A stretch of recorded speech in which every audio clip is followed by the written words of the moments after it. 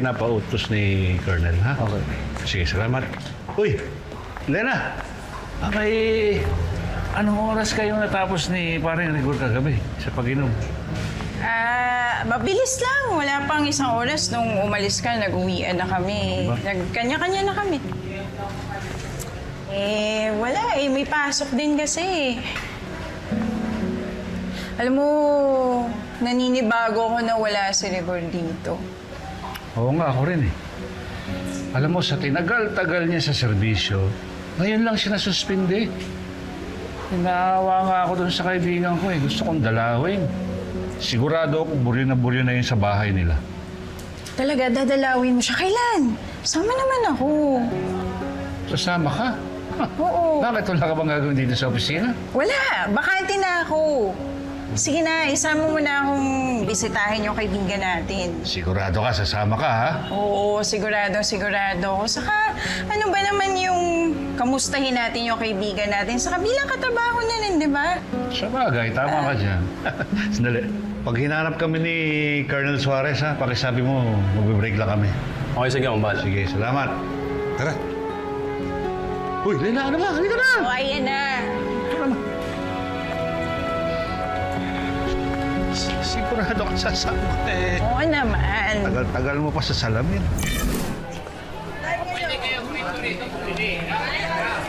Gwen, baka may kilala kang pwedeng utangan. Ha? Pambayad ko kay Roda. Atraso pa ako sa inutangan ko. Saka utang ka para pambayad sa utang natin. Hindi natapos yung utang. Hihingi ako ng mas mahabang palugit. Hindi ko na alam kung anong gagawin ko. Wala na akong maisip na paraan para bayaran si Roda eh. Ako kasi tayo, pinilit ko yung dibo ni Mokang eh. Sabi mo, may gagawa ka ng paraan. Wala ka pa ng plano. Anong gusto mo? Mang-hold up ako. Sige tayo. Discarte ako.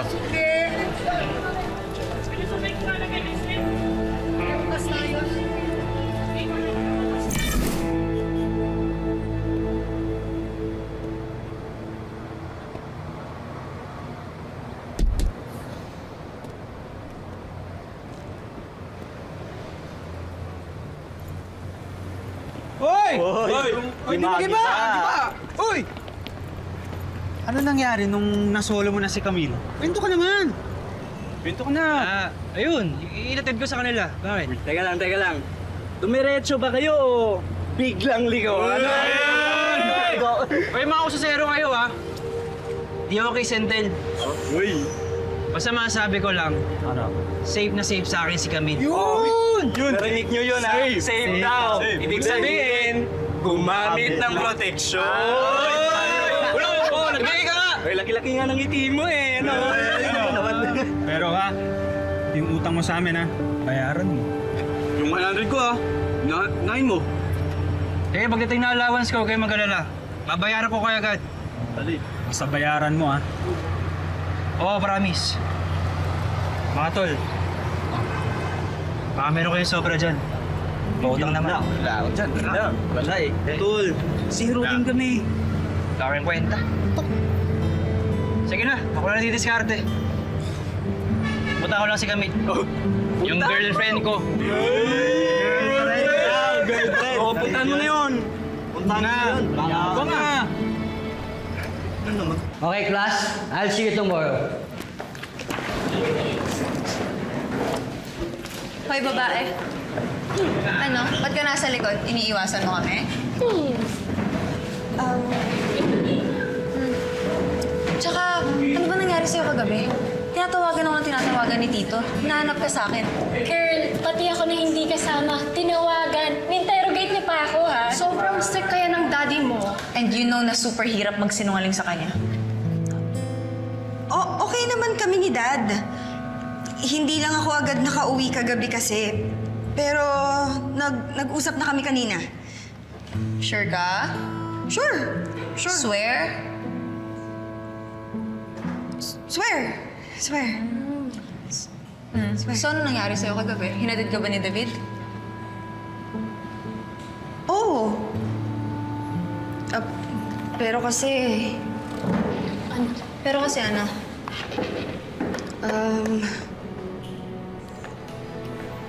Camille! David! Hi, David! Hi guys. Kasi merong akong bulaklak para sa'yo.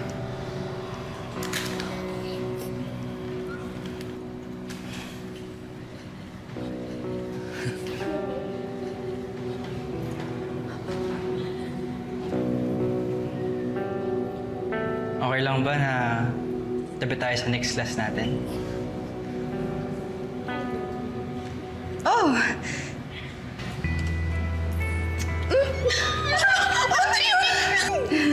Ikaw na, ikaw na.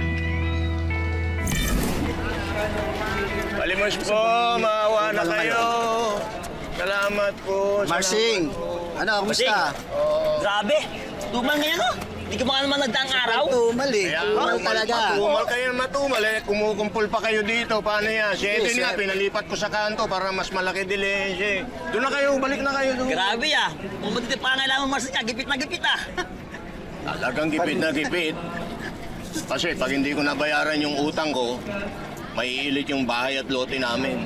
Bakit? Magkano ba utang mo? Ako, Malaki. napakalaking problema nga talaga. Malaki. 50,000. May tubo, 60, lahat, 60,000. Diyos ko! Mang Marsing! Eh. Kahit maghapon ka man limos dito, di mabubuo yan. Kaya nga. Siguro kailangan dumiskarte ka mas matindi. Oo, may mga kakilala ko niya, mga taga Santo Cristo. Oo. Alam mo, lalakas kumita. 15,000, isang bundol. 15,000, isang bundol. Nako, oo, ngayon ha, isang bundol. Laki nun. Kaya lang, may pamilya na ako eh. Tsaka, yun nga, may edad na eh. Matanda na. Naku, ikaw bahala. Disimanin pa naman yun. Oo, Mang Marsing. Pag-isipan mo, Mang Marsing, tara Bago doon. din yun. Laki-laki yun, Mang Marsing. Magsing tayo. Sige, Mang Marsing. Diba kami ha? Pag-isipan mo yan, Mang Marsing. Palimos po! Lumalaban sa atin dito eh. Nangaharang ka kasi. Dahil mo siya sabi, nanginginig ka nga oh. Oh. Oh, Santino! Komando, ano po? Diyan ba tatay mo? Taas po to. Pasok po kayo. Ah, sige. Si Lena nga pala. Kaopisina namin ng tatay mo. Magandang araw po, ma'am. Hello. Ayun po. O sige, akita kami ha. Sige po to. O sige. Lena. Yan ang bunso ni Rigor. Oo, naalala ko. Nakita ko siya kasama ni Tanggol. Oo, nung dumalaw sila kay Aling Tendeng. Oo. Oo.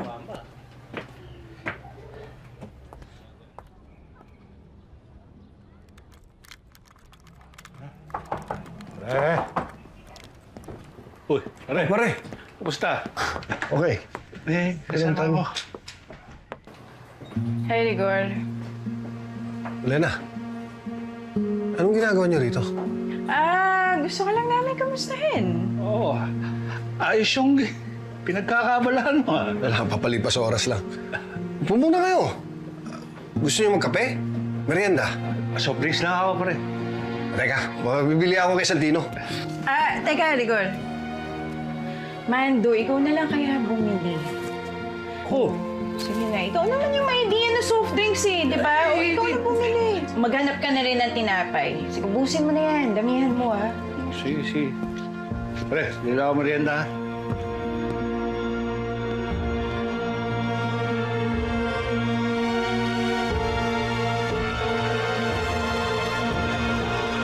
Oh, Santino. Maganda tayo, ha? Bilan to? Pare, bili lang Salamat ako. po. Pabili nga po ng 1.59 na soft drinks. Tsaka po tinapay. Lahat na po.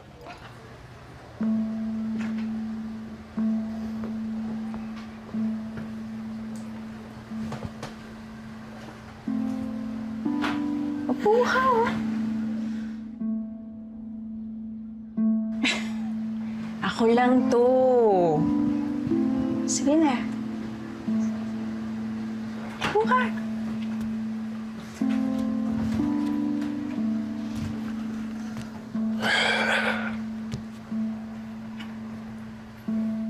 Bakit mo ako pinuntahan dito sa bahay?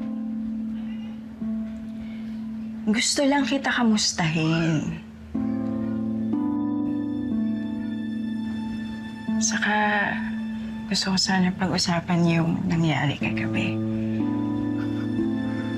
Lena, wala tayong dapat pag-usapan. Isang beses lang yun. Isang pagkakamali. Hindi mo ba nagustuhan? Kasi ako... Lena. Pamilyado akong tao. Malungkot lang ako noon. Dismayado lang ako sa nangyari sa buhay ko.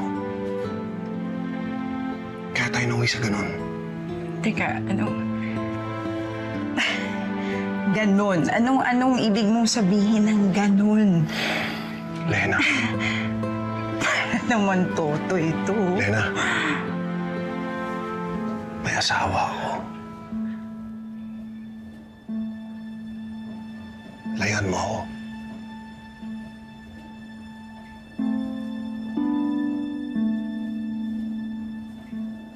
Nicole, gusto kita. Saka, alam ko itong pinapasok ko. Hindi kita aagawin sa asawa mo. Ang sakin lang, kapag kailangan mo ng mahihingahan, saka makakausap na dito ako.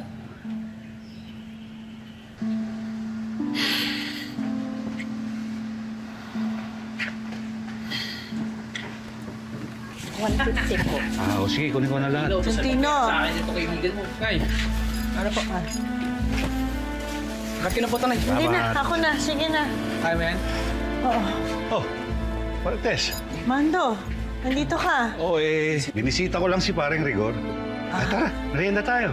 Sige, Sige. baba ko lang tong gamit. Sige. Hindi kasi ako nakakain sa opisina kaya gutom na gutom ako. Pre, ito na yung ba? merienda natin. Rigor. Maaga ata uwi mo nga. Oo May kasama ka pala. May bisita pala kayo. Oo, Oo, si Lena. Kasama namin sa presinto. Lena, si Tess, asawa ko. Hi, Lena. Hello. Umuwi ako kagad para maasikaso kita. Magluluto pala ako ng paboritong ulam ni Rigor, yung sinigang. Dito na kayo maghapunan. Ha, Lena, Mando? Hindi na. Salamat na lang. Mauna na rin ako talagang kinamusta ko lang tong si Dimagi ba? Bakit? Alis ka na? Magmerienda ka na muna. Oo nga, tinan mo to. Ikaw tong nagpabili ng merienda tapos ikaw tong hindi ka kain. Hindi na. Mauna na ako. Saka may kailangan kasing pa-asikasuin sa akin si Colonel kaya kailangan ko na talagang tumuloy. Tutuloy Sige. na ako, Rigor. Nice meeting you, ha, Lena? Ako rin. Sige. Ingat. Magmerienda muna kayo ha? habang hinahanda ko to. Sige. Pre, Mando. merienda tayo. Tara. Ito, sarap itong tinapay na binili ko. Naku. Rigor, gusto niyo ba ng yelo? Oo, mare. Ha, merienda na mo. Oo, pre. Rigor.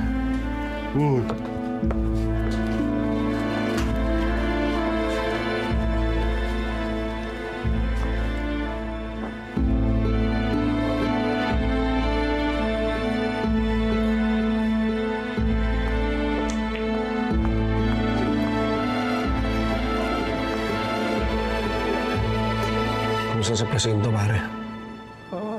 Ganun pa rin naman. Wala namang masyadong kaso kundi yung tungkol sa mga karnapin. Yung barilan sa debo. Ayun, ang suspect, sila Tanggol at ang grupo niya. Sa ngayon, ang tinuturo, yung grupo ni Tanggol at yung mga nakabarilan nila. Pero hindi pa namin alam kung tagasan talaga yung mga yun At dahil sa walang nagrereklamo, abay baka hindi umusad ang kaso. Ito naman sila Marsing, ayaw din magreklamo.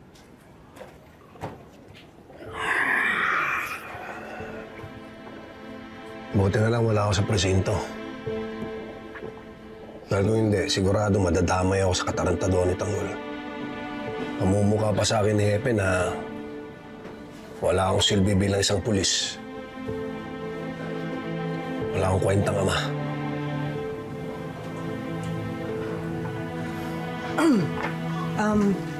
Mando, Oh, Mare. dito ka na maghapunan ha. Dinagdagan ko na yung sinaing. Alam ko kasi mahilig ka sa kanin. Naku, di na Mare. Namiss ko lang tong si pare kaya napadalaw ako eh.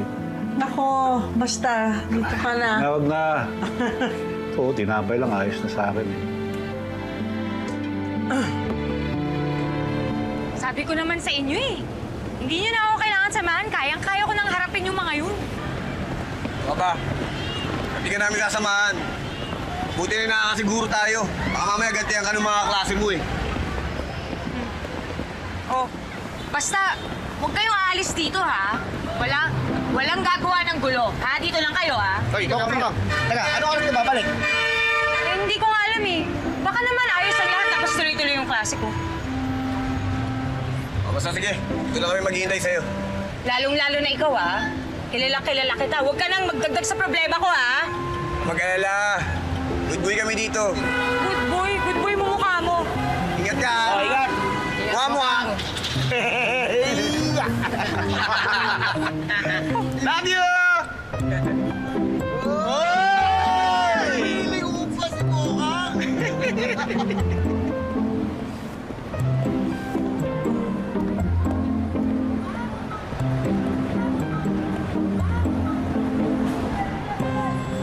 Monica, di makulangan? Ho, bakit ho? ID mo. Ha? ID mo. Bakit ho? Ito naman, ako nga si Monica. Kailangan mo sumama sa amin sa Dean's Office. Nireklamo ko ng mga classmate mo. Tara.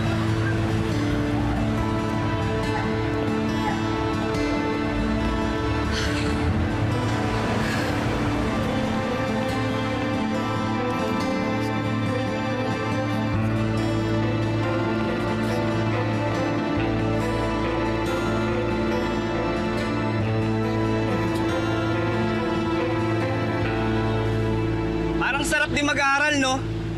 Titignan nyo, ha? Daming chicks. Papasok ka. Paporma ka. May baho ka pa. Daddy! Hindi naman pag-aaral iniisip mo eh. Parang tamba yun, yung ginagawa natin ngayon, no?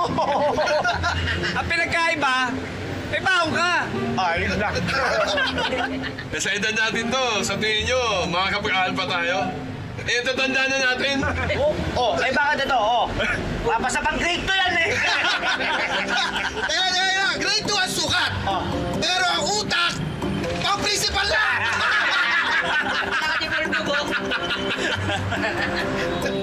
Alam nyo, mabuti pa. Mag-negosyo muna tayo. Anong negosyo? Negosyo. Ano? Mga estudyante. Eh, di ba ibig sabihin niya, negosyo yan? Oh, alam nyo na gagawin niya? Sige na, tira na! Tara na! Simula na!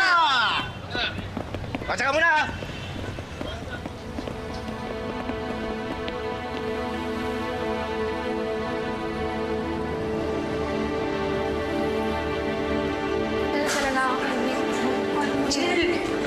Nick! Hinaring na lang ako ng mga guards tapos kinuha nila yung ID ko. Bakit ganun kabilis na lang? Nick, kung makakausapin ka na hindi tungkol sa nangyari kahapon, ha? Sinabi ko sa kanya yung totoo. Pinagpapakit, sinabi ko yung totoo. Basta, i-explain mo lang. Maiintindihan niya yan. Promise, maiintindihan niya yan. Salamat. Oh.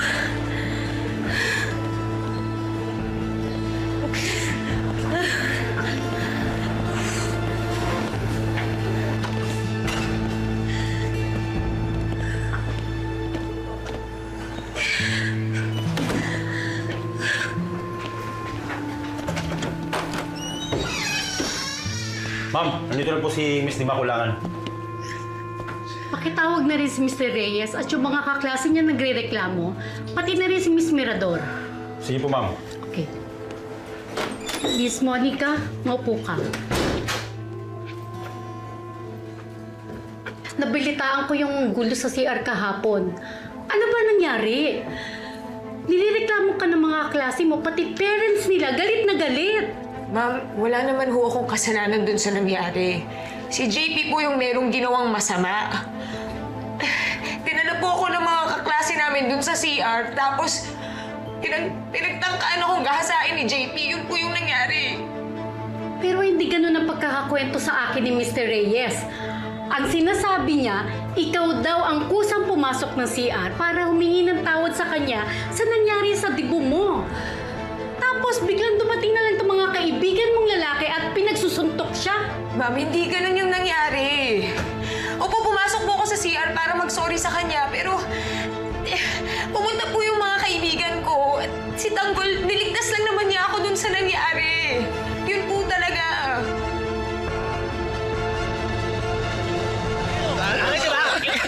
Ano dito, boy? Ikaw na ako, ha? Oo naman. Ayos, ayos. Tutuwa si Tanggol dito. Tanggol! Tanggol!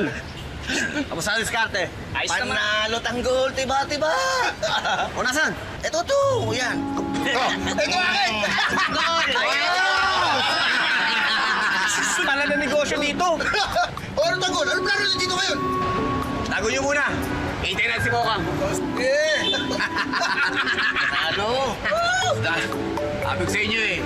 Maganda ang negosyo dito. JP, please! Maawa ka naman kay Monique. Magsabi ka ng totoo. Dapat tinatanggal siya dito sa school na to eh. Magsama-sama sa mga kaibigan niya. She doesn't belong here. Sarah! Emma, Claire, please!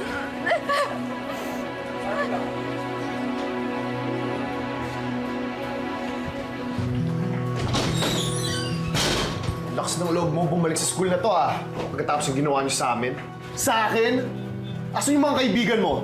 Aso yung tanggalin ng bugbog sa amin? JP, huwag ka namang magsinungaling, oh. Sabihin mo sa kanila yung totoo. Pinagtangkaan mo akong gahasain. Sabihin mo sa kanila. Din totoo yung sinasabi ni JP. Magkakasama po kami at wala siyang ginawa. Bigla na lang dumating yung mga kaibigan ni Monique at pinagbubugbog sa JP. Sarah, anong pinagsasabi mo? Wala naman kayo dun eh. Monique, excuse me? Inagawa mo pang sinungaling si Sarah at si JP? Okay ka lang? Kaling mo talaga umarte na kawawa ka dito, ah. Tin, nangyari din to nung nagpunta kami ng dibo ni Monique. Ma'am, hindi po talaga yun yung nangyari. Hindi po to yung nangyari. Maniwala po kayo sa akin. Maniwala kayo sa akin. Please, maniwala po kayo sa akin. Miss Mirador, ano naman masasabi mo? Din, base ho sa pagkakakilala ko kay Monica, mabait naman ho siyang estudyante. Tsaka matataas naman ho ang grades niya. Pero regarding ho dun sa nangyari sa dibo niya dun sa lugar nila, at tsaka ho dun sa bugbugan sa CR, wala naman ho ako dun. Hindi naman po yun yung nangyari. Parang awa niya na hindi po yun yung nangyari. Monica, paano mapupunta doon yung mga kaibigan mong lalaking ng bugbog kay Mr. Reyes kung hindi mo sila kasama? At kung hindi mo planong gawin yun sa kanya? Oo nga, ma'am. Pinagplanuhan talaga nila lahat yan eh. Kasi binugbog yung mga kaklase namin dun sa kanila at hinold up ako. Tapos, hindi pa nakontento, pumunta pa sila dito. Tapos binugbog at hinold up ulit. Ma'am, assault at extortion ang ginagawa sa akin ng taong to. Dapat dyan, pinapalis na to sa school na to eh. Huwag naman, JP. Huwag mo naman gawin sa akin yun. Maawa ka naman sa akin, oh. Maawa? Pagkatapos ng ginawa mo sa amin, yung mga ibang kaklase nga wala dito eh. Either takot sila o nasa ospital. Sige na, sige na. Maawa ka na.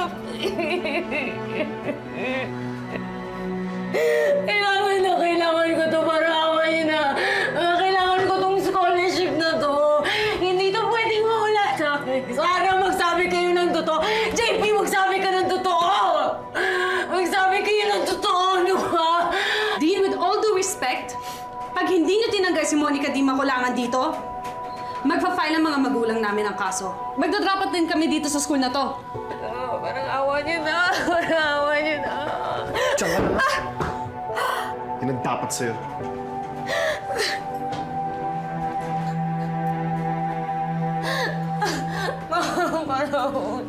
Ma'am, hindi talaga yun yung nangyari ka na. Monica, gusto ka man naming tulungan. Hindi tinotolerate ng school ang violence dito.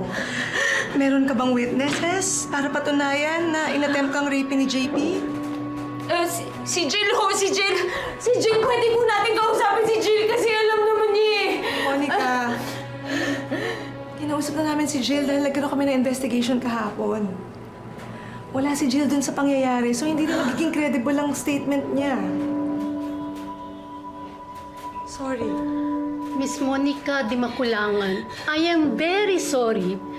pasensya na pero kailangan talaga naming bawiin yung scholarship na ibinigay namin sa'yo.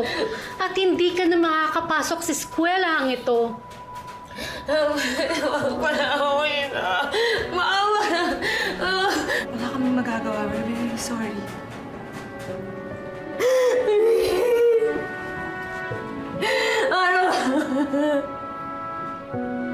Hindi mo talaga yun nangyari. Unless we can prove otherwise. Yung statement na was na. Hindi pwede.